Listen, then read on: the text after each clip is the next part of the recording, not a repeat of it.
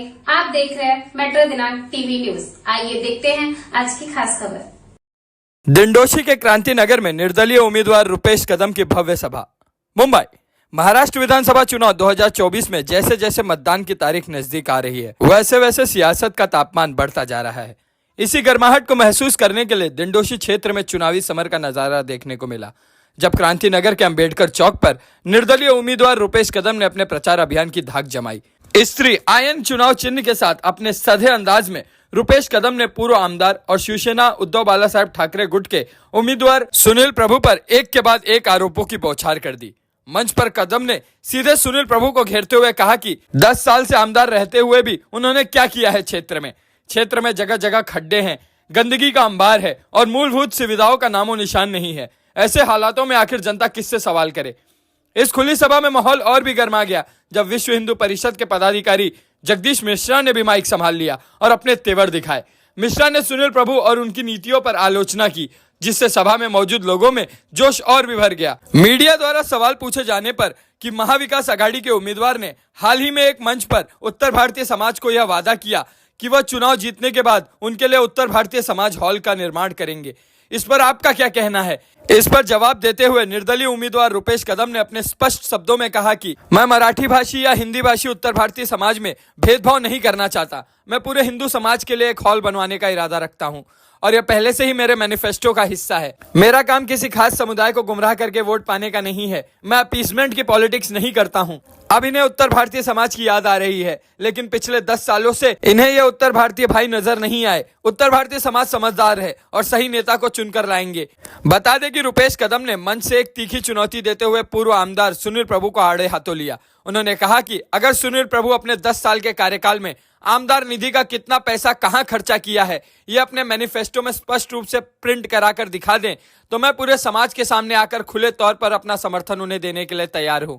रुपेश कदम का यह बयान सभा में उपस्थित लोगों में चर्चा का विषय बन गया। इस मंच से एक और तीर उस वक्त छोड़ा गया जब 20 से 25 सालों से कांग्रेस के वरिष्ठ नेता रहे राकेश यादव ने भी अपने पुराने धुरंधर सियासी रुतबे का इस्तेमाल करते हुए कदम के समर्थन का ऐलान कर दिया। यादव ने भी सुनील प्रभु पर कटाक्ष करते हुए कहा कि जिन लोगों ने सालों तक क्षेत्र में रहते हुए जनताओं की समस्या को अनसुना किया, उन्हें अब जवाब देना होगा। उन्होंने कदम के साथ कंधे से कंधा मिलाकर चलने का वादा किया। बता दें कि सभा में भारी संख्या में लोग उपस्थित थे। भीड़ में लोग उत्साह से लबरेज थे और कदम की हर बात पर जोरदार तालियों और नारों से उनका हौसला बढ़ा रहे थे। अब सवाल यह है कि क्या यह चुनाव दिंडोशी के लोगों के लिए वास्तव में बदलाव लेकर आएगा या फिर यह महज एक और चुनावी शोरगुल बनकर रह जाएगा। इस चुनावी माहौल में अब देखने की बात यह होगी कि क्या स्त्री चुनाव चिन्ह रुपेश कदम के लिए किसी जादुई ताबीज की तरह काम करेगा और वे जनता की उम्मीदों पर खड़े उतर पाएंगे, या फिर जनता उन्हें एक नए वादे के साथ नई दिशा में ले जाने का मौका देगी। आइए देखते हैं मेट्रो दिनांक टीवी न्यूज पर इस सभा के दौरान निर्दलीय उम्मीदवार रुपेश कदम और उपस्थित नेताओं ने क्या कुछ कहा इस रिपोर्ट में। कई गंभीर आरोप सुनील प्रभु साहब के ऊपर लगाते लगाते कल उन्होंने एक बात बहुत बड़ी कही है कि मैंने उत्तर भारतीय समाज के लिए मैं यहाँ एक भवन बनाना चाहता हूँ। इस पर आप क्या कहना चाहते हैं? मेरा मैनिफेस्टो कल मैं ओपनिंग करने वाला हूँ, कल शाम तक। आपने जो सवाल पूछा उसके ऊपर बात करता हूँ। मेरे मैनिफेस्टो में मैंने 7 दिन पहले डाल दिया है, मैं एक हिंदू समाज भवन बनाने जा रहा हूँ। अच्छा सर, जिस तरह से अभी उन्होंने और संजय निरुपम ने एक भरे सभा में उन्होंने एक आरोप लगाया था कि बिल्डर की दलाली करते हो, इस पर उन्होंने खुलासा करते हुए ये कहा कि अगर कोई साबित कर देगा तो मैं राजनीति से हट के चला जाऊंगा। आज उन्होंने कॉन्फ्रेंस से लेकर के उन्होंने संजय निरुपम ने साबित किया कि आप एजेंट हैं और बिल्डर की दलाली करते हैं। इस पर आपका क्या कहना है सर? देखिए, बिल्डर की दलाली करना मतलब बिल्डर और नागरिकों के बीच में आके कोई बोलने नहीं आता है। वर्ड टू वर्ड ध्यान दीजिए।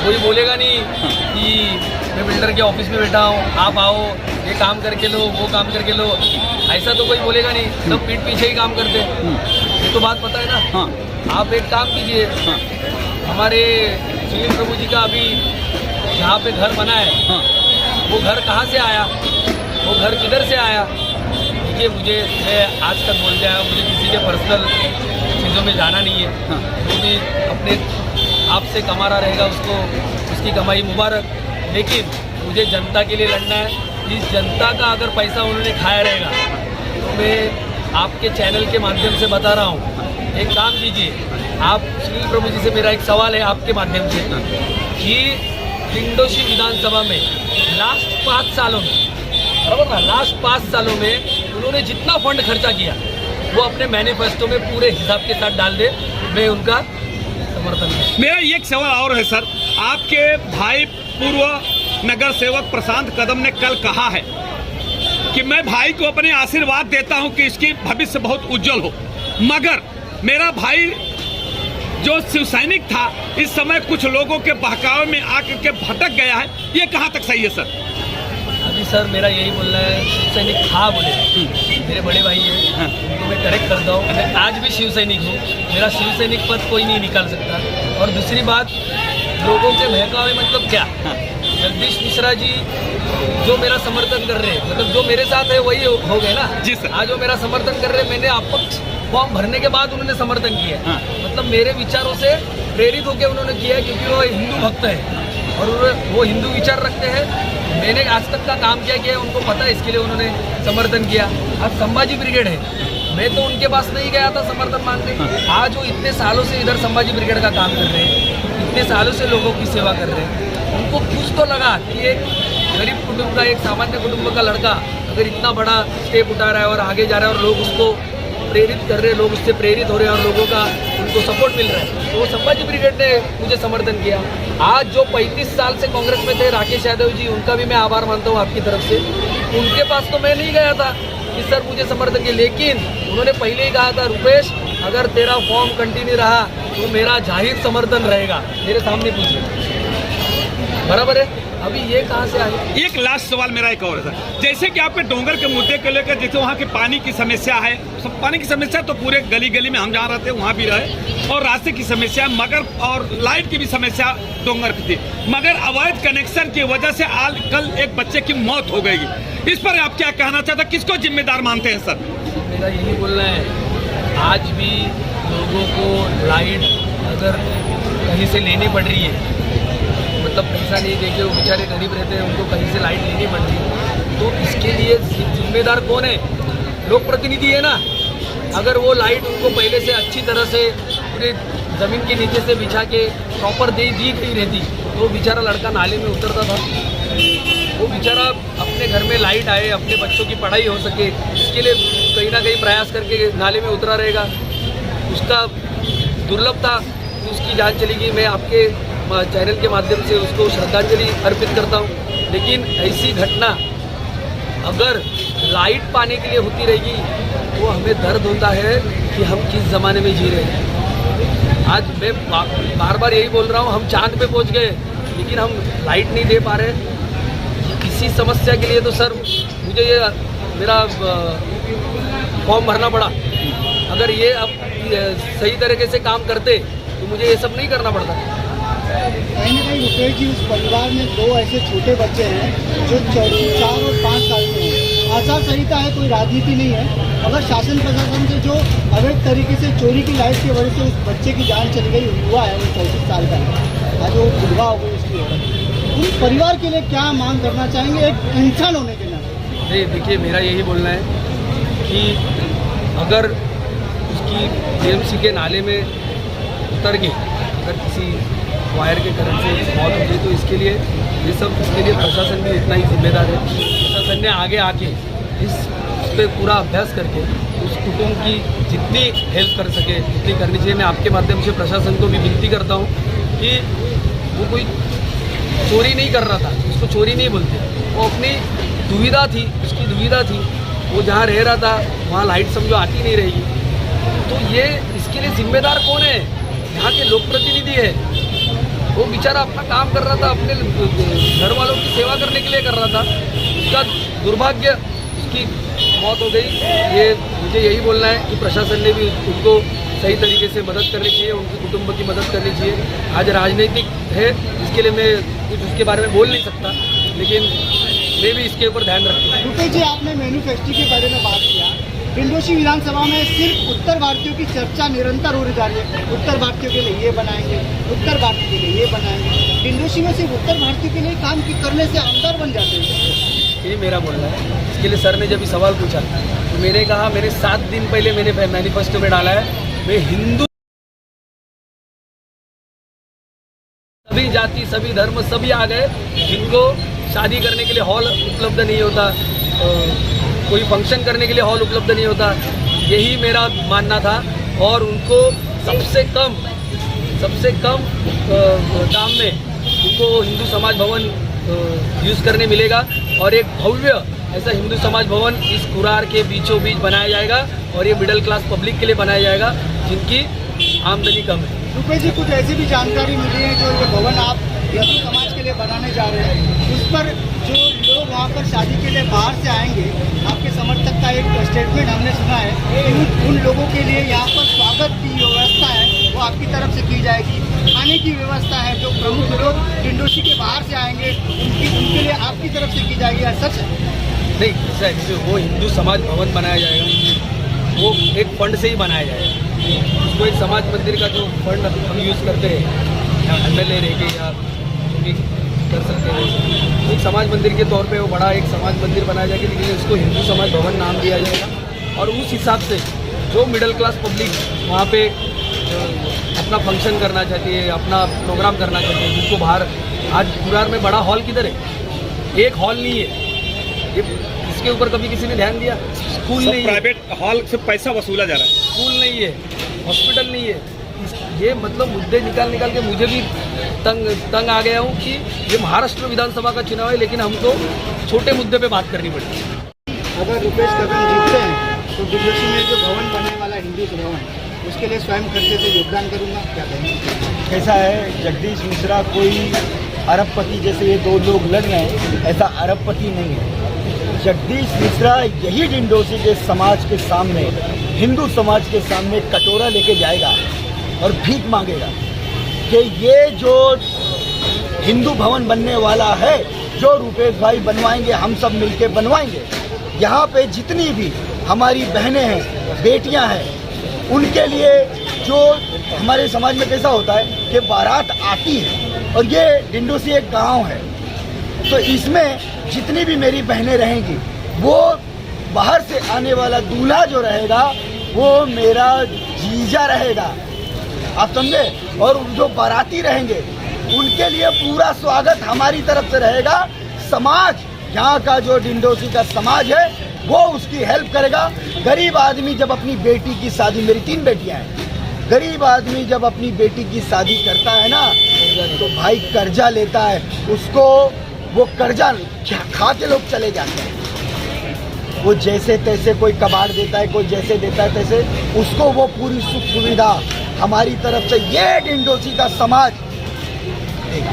क्या कहना चाहेंगे आप भी आज, क्या कहना चाहेंगे आज आपने भी इतनी वर्षों की राजनीति करने के बाद डिंडोशी के एक युवा उम्मीदवार को समर्थन किया है, क्या देखा? यही जो यहाँ की समस्या है कि उनका निराकरण नहीं हो रहा था। जो आज आप बता रहे हो कि उत्तर भारतीय भवन की बात आज हो रही है, क्या वो पहली बार आज चुनाव लड़ रहे हैं?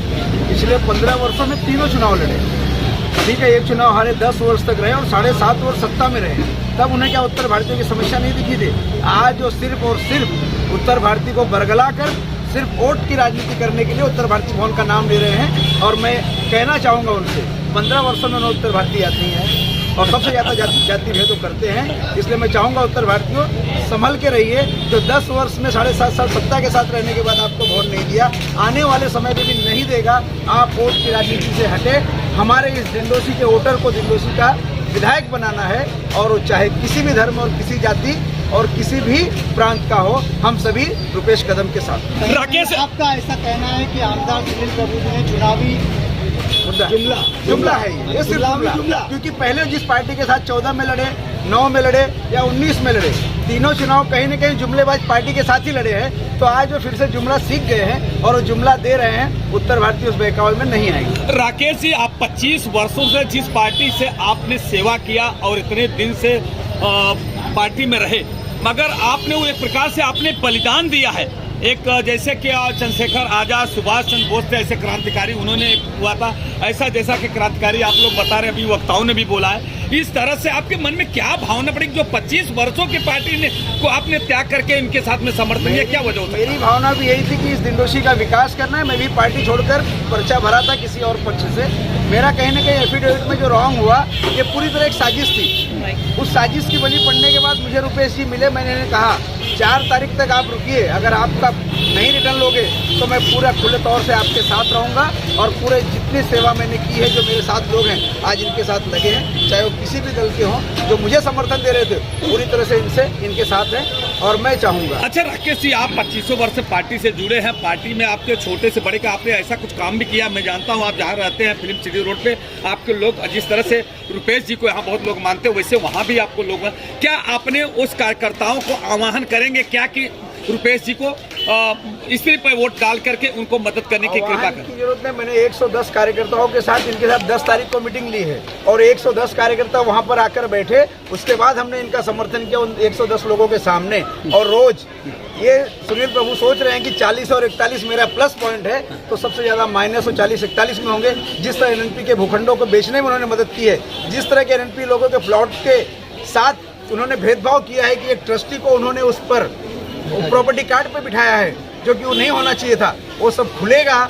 और सबसे ज़्यादा घाटे में वो जिस 40-41 पे चल रहे हैं वहाँ के सभी समाज के लोग, सभी वर्ग, सबसे ज़्यादा उन्हें एनएनपी में भरोसा है और सबसे ज़्यादा पीछे वो एनएनपी में ही रहेंगे। आप लिख लेना। मगर हो सकता है सर आपको 3 दिन का मामला है, एक दबाव आए, वो कुछ भी हो सकता है। 2 दिन से चल रहा है सर, दबाव 2 दिन से चल रहा है। मैं दबाव में बली पड़ता तो इनके साथ आता ही नहीं। मैंने फॉर्म भरा, 30 को मेरा रिजेक्ट हुआ, दबाव था, मैंने इन्हें वादा किया। अरे सब कुछ क्या दबाव आ सकता है तो सर हो सकता है। राकेश यादव बिकेगा नहीं है, उन्हें भी पता है, ये ध्यान में रखिए। वो मेरा घर भी भर देंगे तो मैं 14-20 तक घर नहीं जाऊंगा, मैं लोगों के बीच रह लूंगा 20 तारीख तक, ये ध्यान में रखिए।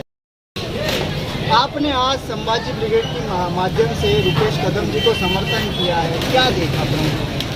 देखिए ये 10 साल से हम लोग ने देखा है। इसके पहले जब महापौर रहे और ये जब पानी की जो समस्या थी, ये पानी की समस्या ये महापौर रहते हुए नहीं छुड़ा सके। उसके बाद में उन्होंने 10 साल जो ये आमदार रहे और उसमें जो दिक्कत आई सर्वसामान्य आम आदमी को जो आई, उसमें भी उन्होंने कोई हेल्प नहीं की। अभी हमने IT पार्क में गए बार एक रास्ता जो बारिश में पूरा धंस गया था, उसे 9 महीना हो गया उन्होंने किया नहीं था। और वो संभाजी ब्रिगेड के हमारे 5 कार्यकर्ता बैठ के 2 महीने में वो काम करवा दिया। तो मुझे बताइए कि स्टैंडिंग आमदार होने के बाद अगर वो काम नहीं हो रहा है तो हम उनसे कौन सी उम्मीद रखेंगे कि एक आमदार ये आगे भी कर सकता है। तो हमने ऐसे सोचा कि अगर वही शिवसेना के पक्ष में रुपेश जी इन्होंने निर्दलीय नामांकन भरा है तो हम इनको पूरी समर्थन देंगे। और युवा कार्यकर्ता है, युवा समर्थन देने के लिए हम लोग संभाजी ब्रिगेड से इनके इस रैली में, इस सभा में हम लोग मौजूद हैं और आगे भी इनके साथ कंधे से कंधा मिला के हम इनके साथ में रहेंगे। दिंडोशी का चुनाव इस बार कितना टफ है, क्या देखते हैं? देखिए अभी लोग जो है ना कि राजनीति को समझ रहे हैं कि किस मुद्दे पे राजनीति हो रही है और लोग इस मुद्दे को मद्देनजर रखते हुए, ध्यान में रखते हुए इस बात को भी समझ गए हैं कि ये खाली पैसे का खिलवाड़ है। तो इसको ध्यान में रखते हुए एक आम आदमी, एक गरीब आदमी इस माध्यम में, इस आमदार के इसमें चुनाव में जीत के आएगा और लोगों का काम करेगा, यही चाहिए। क्योंकि हमने देखा है कि सुनील प्रभु ये जोगेश्वरी विधानसभा में उनका घर है, वहाँ पर रहते हैं। तो हमको यहाँ पे स्टैंडिंग आमदार, यहाँ का भूमिपुत्र रहना चाहिए। इसके लिए हम लोग पूरा रुपेश जी को हम उत्तर भारतीय भवन सुनील प्रभु जी बनाने की बात कर रहे हैं और कोई उत्तर भारतीय नेता जो संस्था चलाता है उसने उनसे डिमांड किया है। उन्होंने एक समाज की बात की कि डिंडोसी में 90,000 उत्तर भारतीय, 1,30,000 महाराष्ट्रियन लोग हैं, 17,000 के आसपास गुजराती और मारवाड़ी लोग हैं, 4,000 के आसपास मद्रासी लोग हैं। ये मद्रासी, गुजराती, उत्तर भारतीय, मराठी, ये हिंदू बटेगा नहीं। जैसे बोलते ना योगी जी कि बटोगे तो कटोगे, ये हमारे समाज को, हिंदू समाज को, जो आपने सुनील प्रभु जी आपको चैलेंज है ये जो आपने बात की है ना समाज को बांटने की, ये आपका मुंह काला करने वाली बात है। आपको है ना, आप अपने आप को शिवसैनिक बोलते हो ना, कैसा शिवसैनिक? आप क्या सिर्फ मराठी के शिवसैनिक हो, सिर्फ उत्तर भारतीय के हो, या सिर्फ गुजराती के हो? कश्मीर से लेके कन्याकुमारी तक, अटक से लेके कटक तक भारत एक राष्ट्र है। और सब अगर आपको बात करनी थी तो उस समय आपने क्यों नहीं बोला कि हिंदू समाज घर बनेगा? हाँ, उत्तर भारतीय समाज का बनाऊंगा, कल फिर गुजराती समाज का बनाऊंगा, फिर मैं मद्रासी समाज का बनाऊंगा, बंगाली का बनाऊंगा। भारत को बांटना चाहते हो? क्या करना क्या चाहते हो? भारत को टुकड़े टुकड़े करना चाहते हो? कि आप वो टुकड़े टुकड़े गैंग जो जिहादी लोगों के साथ आपने जो समर्थन लिया है, जो कांग्रेस का समर्थन आपको, मुस्लिम लीग पार्टी का जो समर्थन मिला है, कांग्रेस मुस्लिम लीग हो चुकी है। मैं रुपेश भाई का समर्थन इसलिए कर रहा हूँ क्योंकि एक आदमी ने बोला कि मैं बीफ पार्टी करूंगा, एक आदमी ने बोला कि मैं सेना का सवाल उठाता हूँ, ये वर्टिकल स्ट्राइक है। मोदी जी बोलते हैं कि मोदी जी को बोलते हैं कि भाई ये तो औरंगजेब है। आपको अच्छा लगा? भारत के पंत प्रधान को बोलना आपको अच्छा लगा? औरंगजेब कौन था? जिसने हिंदुओं की गर्दनें काटी थी। जनेऊ उतार के, ये 1.25 मन जनेऊ ना उतारने के बाद, लोगों की गर्दन काटने के बाद वो खाना खाता था।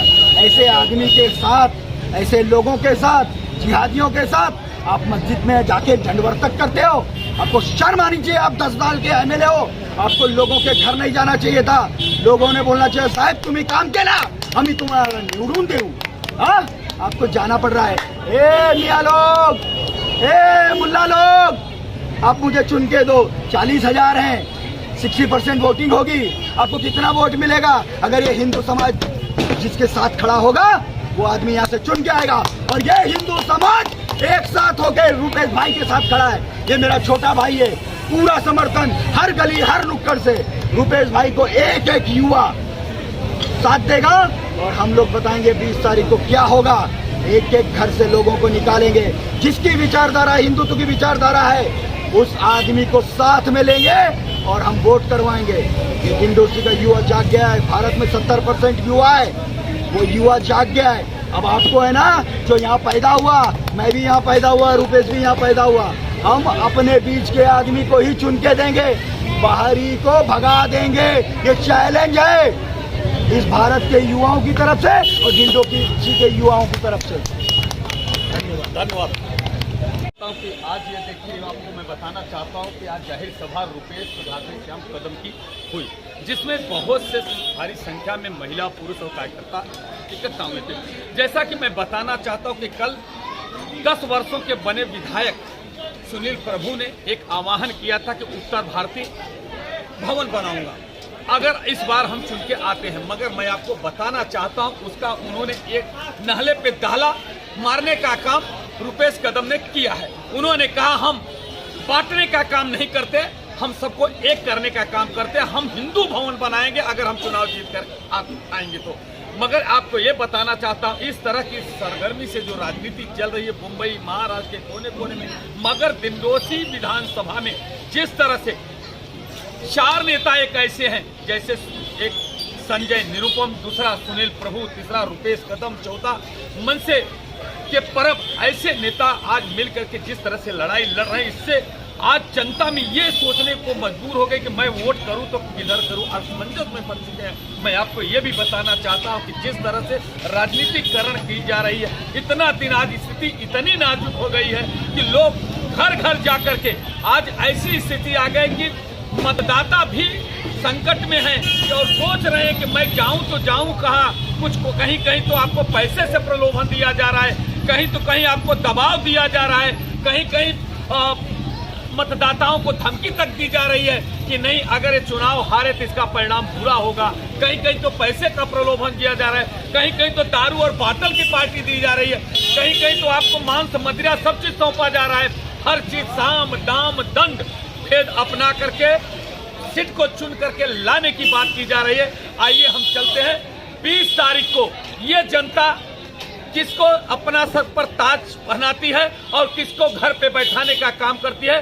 जय हिंद, जय महाराष्ट्र। या सुनील प्रभू या आमदारांनी जे कामं केलेली नाही त्या कामाचा एक राग म्हणून आम्ही आमच्या या दिंडोशी विधानसभेमधून संभाजी ब्रिगेडतर्फे रुपेशजी कदम यांना आम्ही समर्थन देतो। आमचे सगळे जिल्ह्याच्या वतीने जे कार्यकर्ते इथे आलेले आहेत त्यांना मी घेऊन रुपेश कदमजींना या समर्थनासाठी इथे घेऊन आलेलो आहे। या विधानसभेमध्ये जर आपण बघितलंय पाण्याची समस्या ही सर्वात मोठी आहे। या पाण्याच्या समस्येला आपल्या महिला या इतक्या या समस्येला भेडसावत आहेत।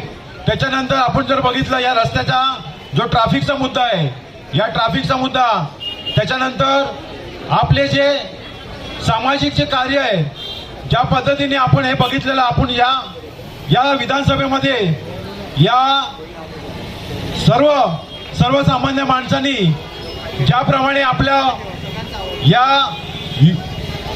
सुनील प्रभूंना निवडून देण्यासाठी ते काम केलं, पण हे काम करत असताना या व्यक्तीने आपल्यासाठी काय केलेलं आहे। आज जर ही वेळ त्यांच्याच पक्षात असलेले रुपेशजींवर आलेली आहे तर आपली ही वेळ आपल्यावरती जी आलेली आहे त्याच्यावरती आपल्याला विचार करावा लागेल। त्याच्यासाठी आपण एक मताने आणि एवढ्या मोठ्या संख्येनं, एवढ्या मोठ्या ताकदीनं रुपेशजींना मोठ्या संख्येने आपण निवडून देऊ। आणि हीच मी आपल्या समोर एक घोषणा करतो की येणाऱ्या काळामध्ये रुपेशजींबरोबर आपण या निवडणुकीच्या काळात त्यांच्या सोबत आहोत आपण, आणि संभाजी ब्रिगेड ही कायम त्यांच्या सोबत राहील। त्यांना बिनशर्त आपण पाठिंबा देतोय।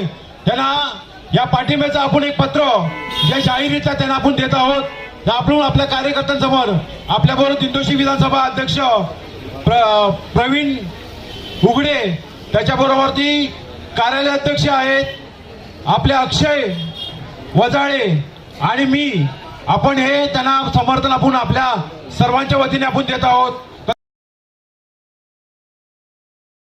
को यहाँ से क्रांति का बिगुल बजना चाहिए, क्योंकि यादी नंबर 1 यही शुरू होती है। हमारे हर घर में एक रुपेश होना चाहिए था, मगर किसी न किसी कारण दबाया जाता है। जिस तरह हर कोई भगत सिंह नहीं बन सकता है, रुपेश कदम ने वो अपने आगे एक क्रांति का बिगुल बजाया है। उस क्रांति की बिगुल के लिए आने वाली 20 तारीख को रुपेश दादा की जो निशानी है, स्त्री के निशान पर आपको बटन दबाना है तो क्यों दबाना है।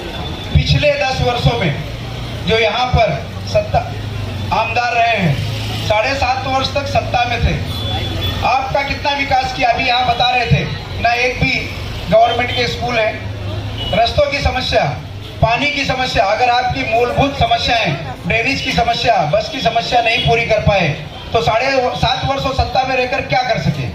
तो आपको इस पर सोचना होगा, क्योंकि ये क्रांति नगर से ही क्रांति होगी और क्रांति की मशाल आपको जगानी है। और स्त्री के बटन को आपको पूरी तरह से सुबह दबाना है। हम यहाँ पर मैं उपस्थित हुआ हूँ, मैं कांग्रेस को छोड़कर रुपेश के साथ क्यों आया हूँ, कारण था कि यहाँ पर जो भी उम्मीदवार है वो हमारे वोटर नहीं है। 2 जो बड़े उम्मीदवार है हमारे वोटर नहीं है, और हमारे वोटर नहीं होने की वजह से उनको यहाँ की समस्याओं का पता ही नहीं होता है।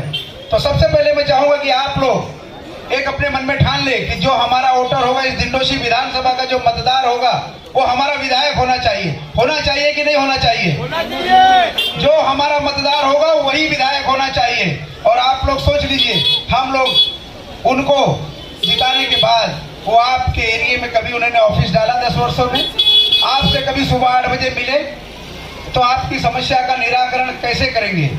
तो मैं चाहूंगा कि आप सभी लोग आने वाली 20 तारीख को स्त्री का बटन इसलिए दबाएं कि आपकी जो मूलभूत समस्याएं हैं उन समस्याओं का निराकरण ये हमारे बीच जो यहाँ पर 17 वर्षों से एक पार्टी में काम करते हुए एक शाखा संगठक विद्यार्थी सेना से शुरू करके अपना 17 वर्ष उस पार्टी को दिया। उन्होंने मांग रखी होगी, उनकी नहीं मांग मानी गई, इसलिए आज समस्याओं का 10 वर्ष जिनके साथ उन्होंने कंधे से कंधा 2 इलेक्शन में जिताने का काम किया, उन्होंने यहाँ का कार्य पूरा नहीं किया। इसके लिए वो आपके बीच बगावत करके उस पार्टी से आपके बीच आए हैं, क्योंकि आपका बेटा है, आपके इस कुरार का बेटा है, इस कुरार की समस्याओं को जानने वाला है।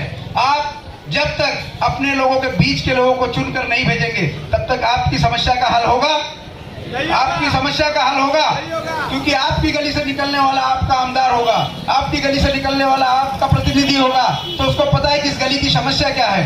बाहर वाले को क्या पता कि यहाँ की समस्या क्या है, उसे क्या, वो दोपहर को 12-1 बजे आता है, उसे क्या पता चलता है कि यहाँ की समस्या क्या है, और फिर रात को कहाँ मिलते हो आप सभी को पता है। तो मैं चाहूंगा कि आने वाली 20 तारीख को स्त्री के निशान पर आपको इसीलिए मोहर लगानी है कि आपकी मूलभूत समस्याओं का निराकरण करने के लिए आपके बीच का आपका बेटा आपके सामने खड़ा है, और इस क्रांति के बिगुल को आपको हम सभी को ये साथ देना है। तो इसलिए मैंने अपने 25 साल की पार्टी को छोड़कर इनको समर्थन किया है। तो आप सभी से मैं आह्वान करूंगा कि आने वाले समय में इसी तरह, जिस तरह आपको एक बेटा मिला है बगावत की, शायद आने वाले समय में कोई ऐसा न कर पाए। अगर आज इसे आपने समर्थन नहीं दिया तो कल आपके बीच का कोई लड़का साहस नहीं कर पाएगा। इन्हें आप मजबूती दे, जिस वजह से कल आपके बीच कोई भी एक लड़का उठकर नगर सेवक बने, कोई एक लड़का उठकर सांसद बने। हमारे बीच का हमारा वोटर नगर सेवक होना चाहिए, हमारा वोटर हमारा आमदार होना चाहिए, तब आपकी समस्याओं का निराकरण होगा।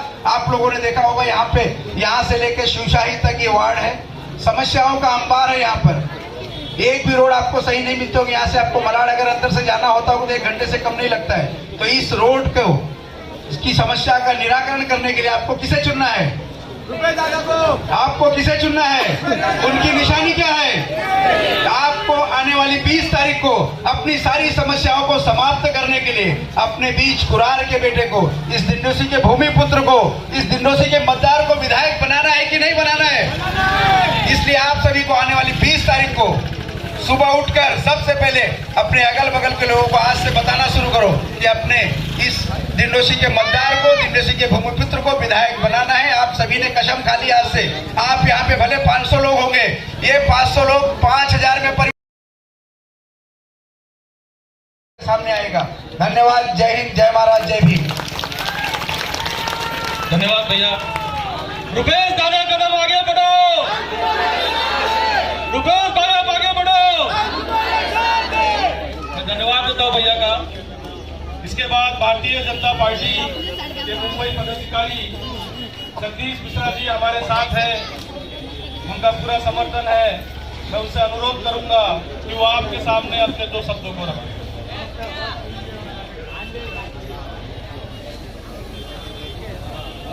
छत्रपति शिवाजी महाराज की जय। छत्रपति शिवाजी महाराज की जय। छत्रपति शिवाजी महाराज की जय। जय भवानी, जय शिवाजी, जय भवानी, जय शिवाजी, जय भवानी, जय शिवाजी, जय जय जय जय जय भवानी, जय शिवाजी, जय श्री राम। कहाँ से होगा? जो आपके बीच का व्यक्ति ही नहीं है वो आपके विकास कैसे करेगा? जो आपकी समस्या को समझता ही नहीं है वो आपका विकास कैसे करेगा?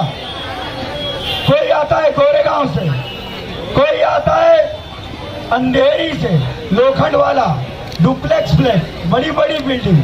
हम लोग रहने वाले झोपड़पट्टी के, हमारे बारे में क्या जानेगा वो? हम लोगों की समस्या के बारे में क्या पता है उसे? एक नेशनल लीडर जिसके पास बहुत पैसा है, एक हमारे बीच का लीडर जिसके पास बहुत पैसा है, जो 10 साल हमारा शोषण किया कि नहीं किया? हमारा शोषण हुआ कि नहीं? 10 साल हमारा 10 साल शोषण किया सुनील प्रभु जी ने, किया कि नहीं किया? हमारा आमदार कोई काम किया हमारे लिए? कुछ नहीं किया ना। तो रूपेश दादा को हम लोग को आमदार बनाना चाहिए कि नहीं बनाना चाहिए? रूपेश दादा के साथ हम लोग सब खड़े हैं कि नहीं खड़े हैं? सारे युवा हमारे साथ खड़े हैं। रूपेश दादा हमारे बीच का आदमी है, हमारे बीच में संघर्ष किया हुआ है। हम लोग गौ रक्षा का काम करते थे, तब से जान रहे हैं हमारे साथ ये गौ रक्षा का काम किया हुआ आदमी है। इसको हमको किसी भी हालत में हमारी विचारधारा के आदमी को जिता के लाना है। किसी भी हालत में हमारी समस्या को समाधान करने वाले व्यक्ति को जिता के लाना है कि नहीं लाना है? किसी के झांसे में मत आना। कोई पैसा दे तो ले लेना, कोई पैसा दे तो ले लेना, वोट रुपेश दादा को देना। दोगे कि नहीं दोगे? दोगे कि नहीं दोगे? धन्यवाद। जय श्री राम।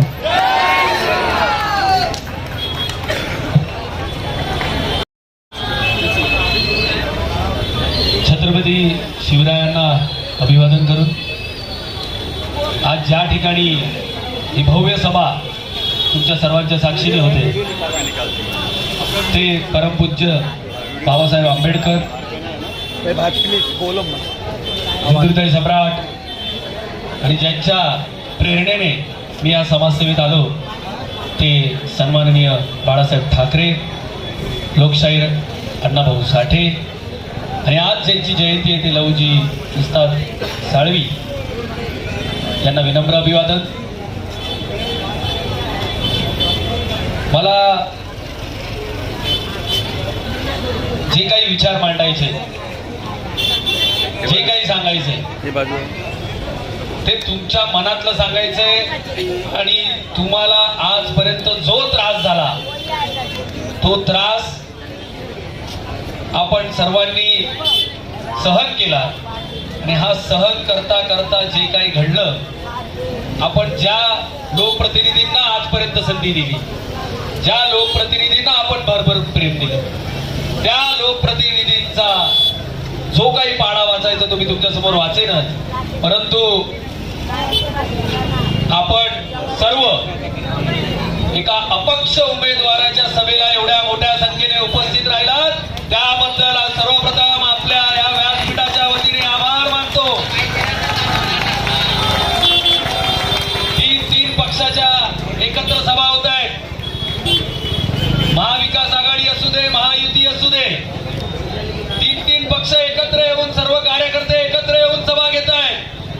पण एका तुमच्या कुरारच्या भूमिपुत्राला, तुमच्या वाढलेल्या भूमिपुत्राच्या पाठी तुम्ही जे खंबीरपणे उभे राहिलात हे मी माझ्या संपूर्ण आयुष्यात कधीच विसरणार नाही। आज ज्या ठिकाणी मी उभा आहे तो क्रांतीनगर 39 नंबर वॉर्ड, इकडच्या समस्या जर मांडायला गेलं तर आपल्याला आजचा दिवस कमी पडेल। मी माझ्याबद्दल थोडक्यात सांगतो की हा अपक्ष उमेदवारीचा फॉर्म भरणं हे माझ्या नक्की संकल्पनेत का आलं आणि हे कशा पद्धतीने झालं। मी 17 वर्ष माझ्या जीवाचं रान केलं। माझा आवडता पक्ष आजही असेल, आजही हिंदुत्व सम्राट बाळासाहेब ठाकरे हे माझ्या प्रेरणास्थानी आहेत। ज्या पक्षासाठी मी जीवाचं रान केलं, संपूर्ण महाराष्ट्रात पक्ष वाढवण्यासाठी 36 जिल्ह्यांचे कमीत कमी 3 ते 4 वेळा मी दौरे केले, महाराष्ट्रातील समस्या जाणून घेतल्या, शेतकऱ्यांच्या समस्या जाणून घेतल्या। लातूर असू दे, हिंगोली असू दे, गडचिरोली असू दे, चंद्रपूर असू दे, परभणी असू दे, नांदेड असू दे, जळगाव असू दे, धुळे असू दे, अमरावती असू दे, वाशिम असू दे, सांगली असू दे, सातारा असू दे, कोल्हापूर असू दे, महाराष्ट्राच्या कानाकोपऱ्यात पक्ष वाढवण्यासाठी माझ्या वयाची 17 वर्ष मी इमाने इतबारे काम केलं। हे करत असताना 2014 साली आपल्या विभागाचे आत्ताचे स्थानिक आमदार, आता ते माजी आमदार आहेत, आता त्यांना ह्यापुढे माजी ठेवणार की पुन्हा आमदार बनवणार, पुढे माजी आमदार राहणार की नाही राहणार हेच आपल्याला दाखवायचंय। मला एवढंच म्हणायचंय, जे 2014ला बलाढ्य ताकदीसमोर ज्या वेळेला युती तुटली त्यावेळेला ह्या बलाढ्य ताकदीसमोर सुनील प्रभू यांचा मी इमाने इतबारे प्रचार केला, त्यांच्यासाठी घराघरात जाऊन मतं मागितली। मी असं म्हणत नाही माझ्या एकट्यामुळे त्यावेळेला सुनील प्रभू जिंकले असतील, पण त्यावेळेच्या वरिष्ठांचं म्हणणं होतं की माझ्या खांद्याला खांदा लावून काम करणारी जी युवा सेना होती त्या युवा सेनेच्या माध्यमातून 2014ला सुनील प्रभूंचा भरघोस मतांनी विजय झाला होता आणि आम्हाला विश्वास होता तुम्ही 3-3 टर्म 4-4 टर्म नगरसेवक राहिलात, महापौर राहिलात, सभागृह नेता राहिलात, कमिट्या मिळाल्या, तुमच्याकडे काहीतरी चांगला अनुभव असेल, तुम्ही या जनतेची प्रामाणिकपणे सेवा कराल. परंतु तसं काही होताना दिसलं नाही. 2014 ते 19 आम्हाला वाटलं चला क्रांतीनगर असेल, गोकुळनगर असेल, महाराष्ट्र नगर असेल, प्रथमेश नगर असेल, गांधीनगर असेल, इकडच्या अरुंद रस्त्यांचं काहीतरी होईल, पाण्याच्या समस्येचं काहीतरी होईल. आजही वन विभागात ह्या क्रांतीनगरला लागून काही पट्टा आहे, त्यांचं काहीतरी होईल. इथे राहणाऱ्या लोकांच्या ज्या काही पायाभूत सुविधा आहेत त्या पूर्ण होण्यासाठी काहीतरी होईल.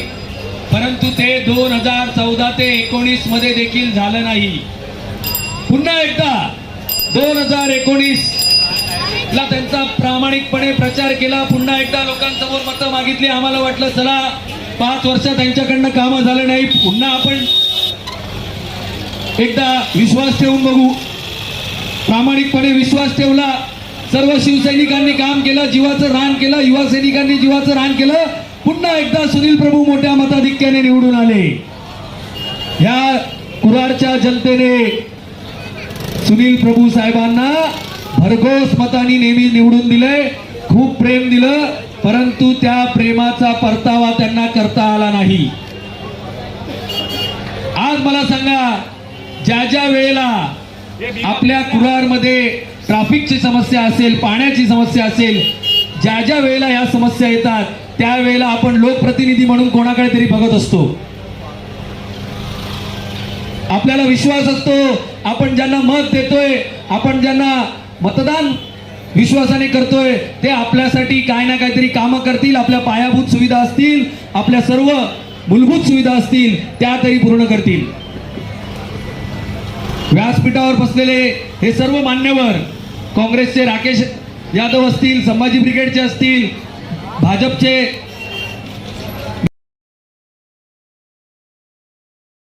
विकास करण्याची एक जनभावना आहे म्हणून त्यांनी मला पाठिंबा दिलाय. आज माझ्या पाठी कोणीही मोठा व्यक्ती उभा नाही, आज माझ्या पाठी कुठलाही मोठी धनशक्ती उभी नाही, तरी देखील ह्या सर्वांनी मला पाठिंबा दिला. तुमच्या समोर मी जाहीर त्यांचं आभार मानतो. कारण छत्रपती शिवाजी महाराजांना देखील शाहिस्तेखान औरंगजेबाने एक लहान मुलगा समजलं होतं, बरोबर आहे की नाही? परंतु त्या छत्रपती शिवाजी महाराजांनी स्वराज्याची स्थापना केली. ह्या हिंदुस्थानला जे संकट भोगावत होतं त्या संकटापासून मुक्तता केली. ते छत्रपती शिवाजी महाराजांचं विचार घेऊन ह्या दिंडोशी विधानसभेला, ह्या कुरारला, ह्या क्रांतीनगरला, ह्या गोकुळनगरला आपलं एक सुस्वराज्य करून दाखवणार म्हणजे दाखवणारच. जसं छत्रपती शिवाजी महाराजांनी 18 पगड जाती एकत्र करून चालले, तसंच आपण 18 पगड जाती इकडचा माणुसकी धर्म हा टिकून प्रत्येकाला आपल्या दरवाजात आलेल्या प्रत्येकाला मान सन्मान देऊन त्याच्या पायाभूत सुविधा, मूलभूत सुविधा पूर्ण करण्यासाठी नेहमी कटिबद्ध राहीन. हा शब्द देतो, हा वचन देतो. परंतु मला एवढं माहिती आहे की आपण ज्या वेळेला ज्या लोकप्रतिनिधींवर विश्वास टाकलाय त्यांनी नेहमी तुमचा विश्वासघात केलाय. आज संजय निरुपम असतील, 2 टर्म राज्यसभेचे खासदार झाले, 1 टर्म उत्तर मुंबई लोकसभेचे खासदार झाले. त्यांनी काय दिवा लावला? आज त्यांचं काम फक्त काय, ब्लॅकमेलिंग करणं. कुठल्या तरी मीडियावर, नॅशनल मीडियावर यायचं, कोणाचे तरी वाभाडे काढायचे, कोणाची तरी फाईल ओपन करायची, कोणावर वयाने मोठे त्यांचा आदर करतो, त्यांना वडीलस्थानी मानतो. परंतु ही विचारांची लढाई आहे, ही दिंडोशीच्या विकासाची लढाई आहे. त्याच्यामध्ये जो कोणी येईल त्याच्या विरोधात उभं राहायची माझी तयारी आहे. माझा कोणाशीही वैयक्तिक वाद नाही, ही विचारांची लढाई आहे, हे वैचारिक मतभेद आहेत. मी ज्या वेळेला समाजकारणाची सुरुवात केली त्यावेळेला मला मनापासून वाटलं या कुरारच्या विकासासाठी, या दिंडोशीच्या विकासासाठी, या लोकांसाठी ज्या मूलभूत गरजा असतील, त्यांना ज्या सुविधा द्यायच्या असतील त्यासाठी ज्या लोकप्रतिनिधींना मी नेहमी पुढाकार घेऊन संधी दिली त्यांच्याकडनं कधीच कुठली कामं झाली नाही. आज मला सांगा, ह्या क्रांतीनगरच्या विकास कामांमध्ये जे राजकारणी दलाली करतायत, ह्या क्रांतीनगर गोकुळनगर ह्या 39 वॉर्डच्या विकासामध्ये जे राजकारणी दलाली करतायत, मी निवडून आल्यावर प्रत्येक दलालाला ह्याच चौकात तुमच्या समोर प्रश्न विचारणार आहे की तुम्ही प्रत्येक बिल्डरकडनं किती पैसे खाल्ले आणि प्रत्येक बिल्डरची किती दलाली केली, हा स्लम तसाच्या तसाच राहण्यासाठी. आज कुरारमध्ये डेव्हलपमेंट होत नाहीत. आज आपला कोणी मित्र नातेवाईक जर इथे येणार असेल तर आपल्याला सांगायला लाज वाटते मी कुरारमध्ये राहतो. ही अशी परिस्थिती आहे. ज्या ठिकाणी आपला स्लम आहे, आपल्या झोपडपट्ट्या आहेत, त्या ठिकाणची डेव्हलपमेंट करण्यासाठी सुनील प्रभू असतील, अजून लोकप्रतिनिधी असतील, यांनी किती पुढाकार घेतला. तुम्हाला फक्त बिल्डरांची ऑफिसची चाकरी करायची आहे, तुम्हाला लोकांचा विकास करायचा नाही. अशा लोकांना पुन्हा निवडून देणार का? आज मला सांगा, पाण्याची समस्या सुरेशजींनी सांगितलं. मला एक सांगा, आजही आपले नागरिक क्रांतीनगरचे पाण्यासाठी पैसे मोजतायत आणि नुसतं मीटर बिल, नॉर्मल बिल बीएमसीचं भरतात ते पैसे मोजतायत, मी बोलत नाही. पाण्याचे दलाल इकडे आहेत आणि हे दलाल कोणाच्या आशीर्वादाने पाणी विकतायत. तुम्ही लोकप्रतिनिधी म्हणून तुम्हाला विचारायचा जाब नाही का? तुम्ही कधी क्रांतीनगरच्या गल्ली गल्लीत जाऊन विचारलं का की लोकांना पाण्याच्या समस्याबाबत काय काय भावना आहे त्यांची? हे विचारणं तुम्हाला गरजेचं नव्हतं? आज महिन्याला 500 रुपये, 1000 रुपये, 600 रुपये पाण्याचे लोक भरतायत. आपण कुठे? आज डिजिटल युग आलं, आपण मोबाईलला पेमेंट करायला लागलोय. इथे मोबाईल पण अपडेट होतात, पण आपल्या क्रांतीनगरचा आणि गोकुळनगरचा विकास होत नाही. मोबाईल देखील वर्षानुवर्ष अपडेट होतात, पण आपल्या राहणीमानामध्ये कुठे अपडेट होत नाही. मला एवढंच सांगायचंय, आपण ज्यांच्यावर विश्वास टाकला, एक मूलभूत गरज होती. मला सांगा, पाण्याची समस्या आहे की नाही आहे? आहे की नाही आहे? आज मला सांगा, आपण 2024 मध्ये जगतोय. साधं जर पाणी उपलब्ध करून देऊ शकले नाही 10 वर्षात आणि त्या पाण्याची आजही जर दलाली होत असेल, ते पाणी आजही मोठ्या प्रमाणात विकलं जात असेल, तर बाबासाहेब आंबेडकरांनी निर्माण केलेल्या ह्या लोकशाहीनुसार आपण ह्या सर्व लोकप्रतिनिधींना उत्तर मतदानातून देणार की नाही देणार? आपली जबाबदारी आहे ह्या मतदानातून ह्या प्रस्थापितांना, संजय निरुपम असतील, सुनील प्रभू असतील, 4-4 टर्म नगरसेवक, आमदार, संजय निरुपम 2-2 टर्म खासदार, 1 टर्म खासदार, ह्या प्रस्थापितांची पोटं भरली, ह्यांना तुमच्यासाठी काय करायची भावना नाही. आज मी जाहीरपणे यांना चॅलेंज केलंय. तुम्ही सांगता की आम्ही कुरारचा विकास केला. क्रांतीनगरमध्ये, गोकुळनगरमध्ये केलेली जाहीर कामं, तुमचा फंड किती वापरला गेला, किती खर्च झाला, उद्याच्या उद्या जाहीर करा. मी तुमच्या समोर नतमस्तक व्हायला तयार आहे. तुमच्या सर्वांच्या समक्ष चॅलेंज करतो, कारण यांची कामच नाही झाली आहेत. आज ह्या क्रांतीनगर मधून 32 मीटरचा डीपी जातो. तो डीपी 2034च्या प्लॅन नुसार आहे, बरोबर ना? आज ज्या वेळेला हा डीपी जाईल त्यावेळेला इकडच्या राहणाऱ्या जनतेसाठी पीएपी फ्लॅटची व्यवस्था कुठे आहे ह्याचं विजन नाही कोणाकडे. अरे तुम्ही का असे वागता? तुम्हाला या जनतेने भरभरून प्रेम दिलं, ह्या जनतेने भरभरून विश्वास दिला. हे कधी जाणार बिल्डिंग मध्ये? ह्या रस्त्याचा विकास कधी होणार? रस्ते मोठे कधी होणार? आपल्या प्रॉपर्टीचे रेट कधी वाढणार? आणि आपल्या लहान मुलांचं, आपल्या भावी पिढीचं भविष्य कधी सुधारणार? ह्याचा जाब आपण ज्या वेळेला हे येतात त्यावेळेला यांना विचारला पाहिजे. आज ज्या वेळेला इकडे बिल्डर डेव्हलपमेंटसाठी येतात, रिक्रिएशन गार्डन प्रत्येक बिल्डरला द्यायचं असतं, ते 33% द्यावं लागतं. त्या पद्धतीने ते फक्त जे फ्लॅट विक्री होतात त्यांनाच देतात, परंतु आपल्या स्लमला देत नाहीत. ह्याच्यासाठी तुम्ही का नाही आवाज उचलला? तुम्हाला फक्त बिल्डरांची दलाली करायची आहे, स्वतःची पोटं भरायची आहे. जनता आपली मरते, तुम्हाला त्याच्याशी काही घेणं देणं नाही. आज 2014 साली तुम्ही आमदार झालात, तुम्हाला वाटलं नाही की बाबा ह्या कुरारची लोकसंख्या वाढणार आहे, ह्या कुरारमध्ये लोक जास्त राहायला येणार आहेत, ह्या कुरारमध्ये आता प्रॉपर्टी मोठ्या मोठ्या टॉवर होणार आहेत, मोठमोठ्या बिल्डिंग होणार आहेत, लोकांची जनसंख्या वाढेल, त्यानुसार पाणी पुरेल की नाही पुरेल, पाणी ह्या जनतेला मिळेल की नाही मिळेल, हे तुम्हाला 2014ला कळायला पाहिजे होतं. तुमचं विजन पाहिजे होतं. ह्या पूर्ण कुरारमध्ये पाईपलाईन मोठ्या इंचाच्या टाकून प्रेशर मेंटेन करून प्रत्येकाला पाणी जाऊ शकलं असतं. पण तुम्हाला ह्या पाणी विकणाऱ्या दलालांना जपायचंय, कारण तुमचे हप्ते चालू आहेत, पण लोकांचा विकास तुम्हाला करायचा नाही. मी सांगतोय ते खरं आहे की खोटं आहे?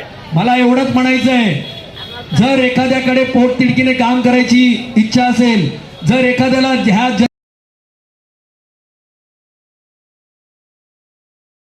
हप्ते चालू आहेत, पण लोकांचा विकास तुम्हाला करायचा नाही. मी सांगतोय ते खरं आहे की खोटं आहे? मला एवढंच म्हणायचंय, जर एखाद्याकडे पोटतिडकीने काम करायची इच्छा असेल, जर एखाद्याला ह्या जनसेवेसाठी खरोखर उतरला असेल, तर प्रत्येकाकडे एक विजन असतं, प्रत्येकाकडे एक जनभावना असते, आणि त्या जनभावनेतनं ह्या लोकांची कामं झालीच पाहिजे. आज माझ्यावर चार आंदोलनाच्या केसेस आहेत. सुनील प्रभूंना मी चॅलेंज केलंय, तुमच्यावर एक आंदोलनाची केस असेल तर दाखवा. का आम्ही गोरगरीब जनतेनीच, आम्ही गोरगरिबाच्या घरातल्यांनीच फक्त जनतेसाठी केसेस घ्यायच्या, आणि तुम्ही चांगल्या टॉवर मध्ये राहणार, चांगल्या गाडीमध्ये फिरणार, तुमच्या मुलाबाळांवर किंवा तुमच्यावर एकही केस नाही. तुम्ही कसली जनसेवा करताय? आज माझे जेवढे महाराष्ट्राचे दौरे पक्षासाठी झाले असतील, मी पुन्हा एकदा ओपन चॅलेंज करतो, सुनील प्रभूंनी दाखवावं की पक्षवाढीसाठी त्यांनी महाराष्ट्रात दौरे किती केले.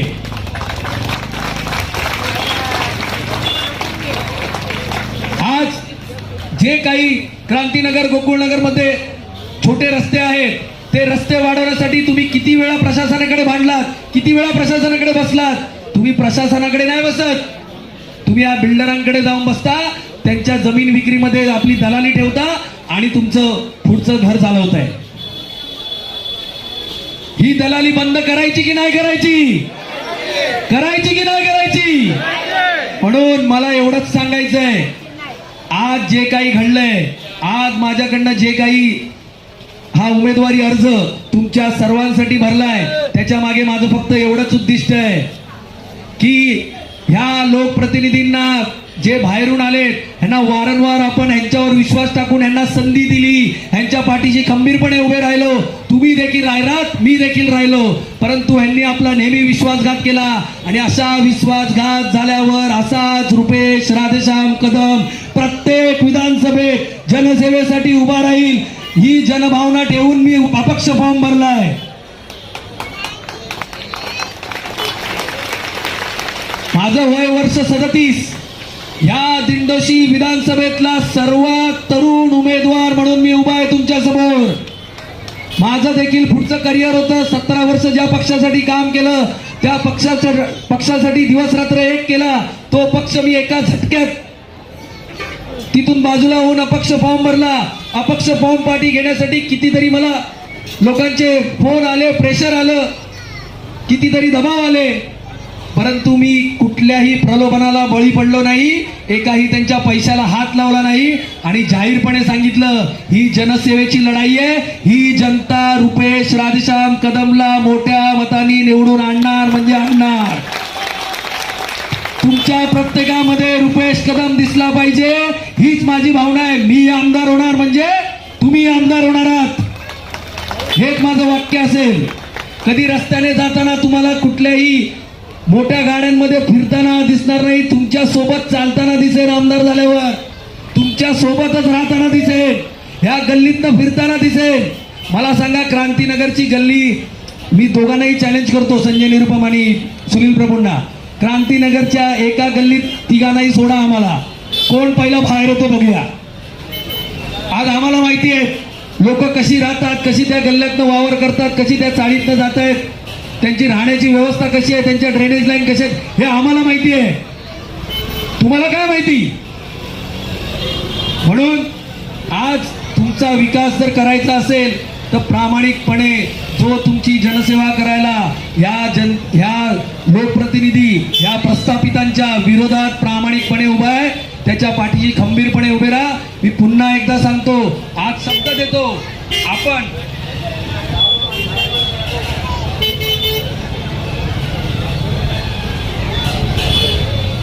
मी पुन्हा सांगतो, आपण सर्व ज्या पद्धतीने माझ्या रॅली बघत असाल, सभा बघत असाल, ह्या दोन्ही विरोधकांची पायाखालची जमीन सरकली आहे.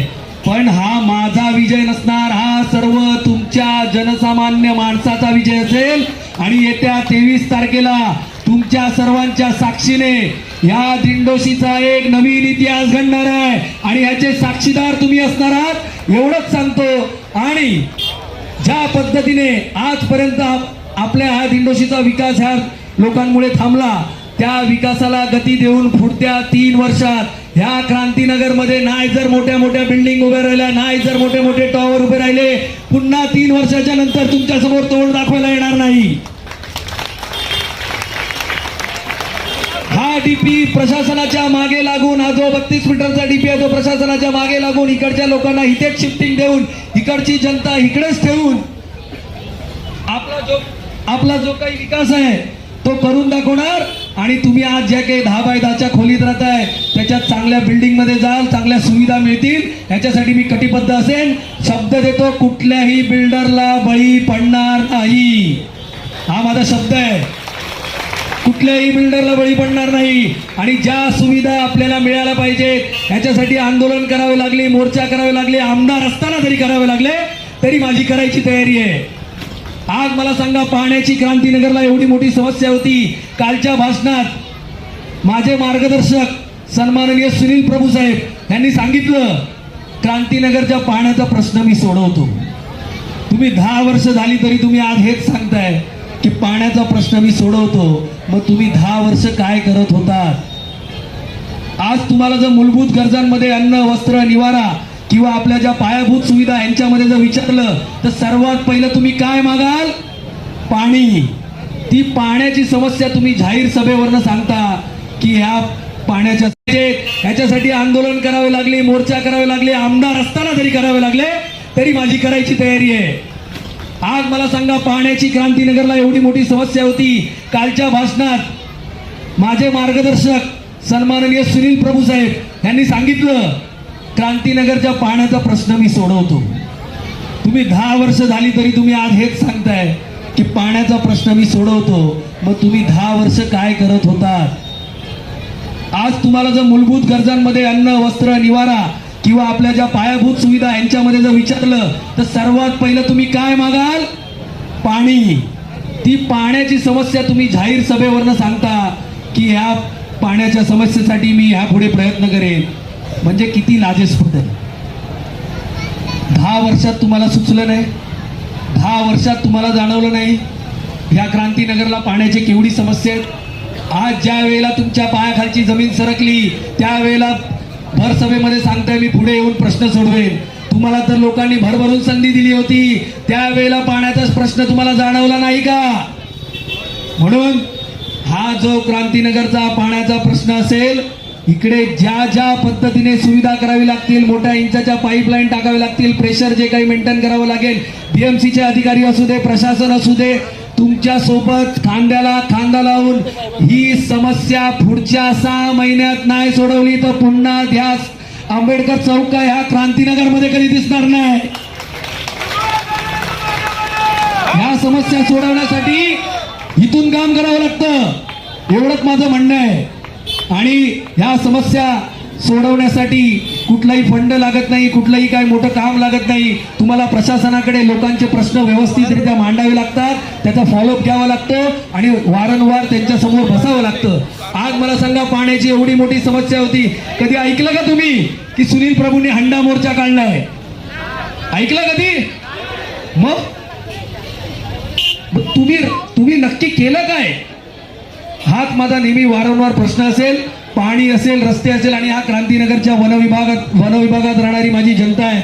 या वनविभागातील राहणाऱ्या जनतेला जे 5,000ची पावती, 7,000ची पावती ज्यांच्याकडे आहे आणि जे तिकडे आजही राहत आहेत गेले कित्येक वर्ष, यांना ह्याच ठिकाणी घर मिळवून देण्याचं मी तुमच्या सर्वांच्या समोर आश्वासन देतो.